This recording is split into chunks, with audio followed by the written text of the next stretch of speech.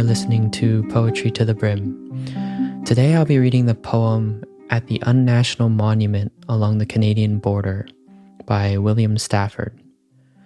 I found this one in the book The Way It Is, New and Selected Poems, published in 1998. I chose this poem because it's quite befitting for the current state of the world, namely the war going on in Ukraine, and so I hope we can learn something from it together. Alright, so without further ado.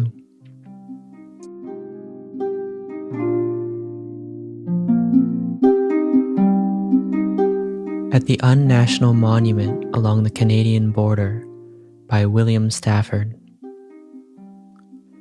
This is the field where the battle did not happen, where the unknown soldier did not die.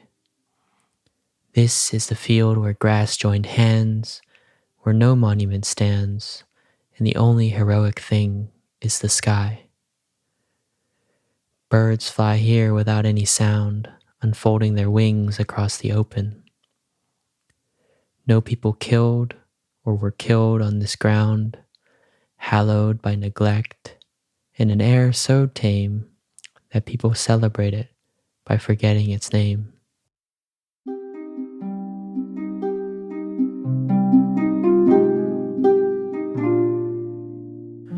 So, two characteristics I noticed in the poem that are rather typical of Stafford's poems here are his clear, plain-speaking style, as well as his wise calls for peace. William Stafford was born in Kansas in 1914, and so he lived between both world wars, which seemed to greatly influence his work. Something I noticed in the poem also is how tight the form is. It's a short but powerful poem with just 2 5-line stanzas. 4 pairs of the lines have perfect end rhymes, die sky and hand stands in the first stanza, and sound ground and tame name in the second. Then there's the slant rhyme between happen and open across the 2 stanzas that seem to connect them. The tone is quite elegiac in my opinion. There's a sort of seriousness as well as a sense of longing for what could be or what could have been.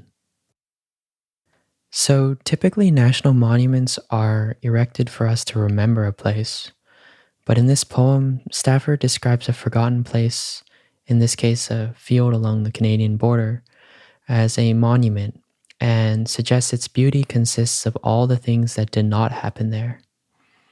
I love how Stafford uses what didn't happen or the counterfactuals to make sense of what does happen all too often, like wars.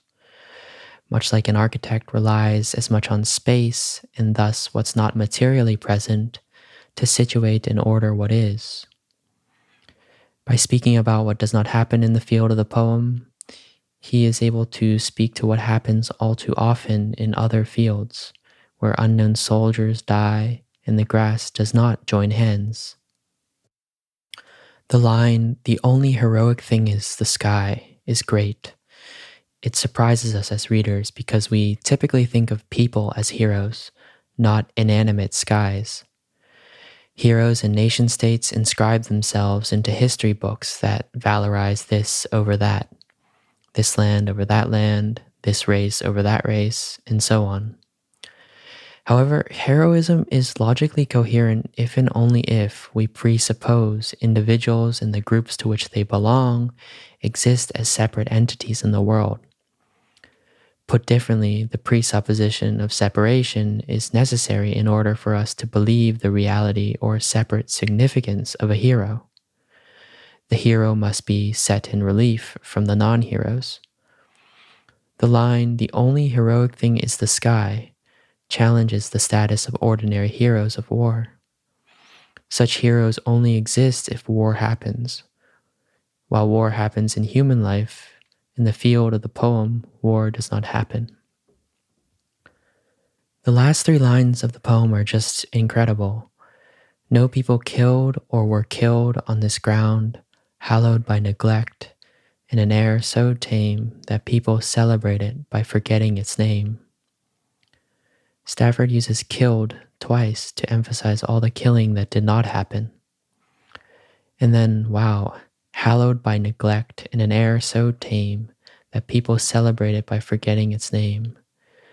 The irony in that last line is magnificent. What's forgotten often is what should really be hallowed. Also, while neglect is a word typically with a negative connotation, Stafford uses it in an interestingly positive way, suggesting that perhaps to leave things as they are may be the most sacred of all acts. This view is in contrast to the typical manner in which most of us move through life. On an individual level, we try to change the world to fit what we desire. And on a collective level, there is the combative, colonizing mindset of nation states like Russia, the endless bickering of identity politics, the focus on competition in the business world, and so on. This combative, resisting mindset is in direct contrast to true peace, the non-separative nature of being. In summary, I think Stafford's poem questions typical heroism and the peace that seems to be won or fought for. If we could start again from first principles and understand why we fight to begin with, the foundations of violence and the presupposition of separation required, then we could maybe live in this world with true peace.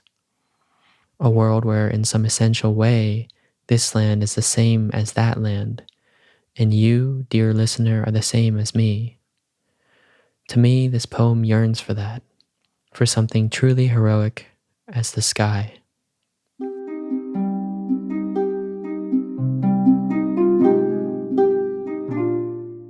At the Unnational Monument Along the Canadian Border by William Stafford. This is the field where the battle did not happen, where the unknown soldier did not die. This is the field where grass joined hands, where no monument stands, and the only heroic thing is the sky. Birds fly here without any sound, unfolding their wings across the open. No people killed or were killed on this ground, hallowed by neglect, in an air so tame that people celebrate it by forgetting its name.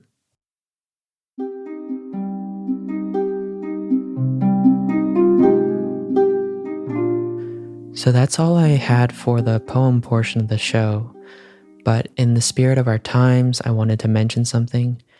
I'll be leaving a link in the show notes for this episode on the website for you to donate to the International Rescue Committee, the IRC, to help the millions of refugees currently being displaced from Ukraine. I think donating to that cause would be a great way to follow through after this episode. Or if you prefer, there's an art sale by Robert Del Naya. He's also known as 3D, of the English band Massive Attack. They're one of my favorite bands, actually. All proceeds of that art sale go directly towards the IRC, less the shipping cost. I myself got one of the prints last week, and I think it should be coming in about a month or so I'm really excited to receive it. Thanks for listening to Poetry to the Brim. If you read the poem differently and would like to share your thoughts with me, or you have general suggestions about the show, I'd love to hear them. Feel free to message me on Twitter or Instagram at ACYANLIGHT, or email the show at poetrytothebrim@gmail.com. Also, you can find a full transcript of the episode on the website at podcast.poetrytothebrim.com. There you can also subscribe to stay up to date by email for when I release a new episode, and find ways to support the show. All right, thanks again. Until next time.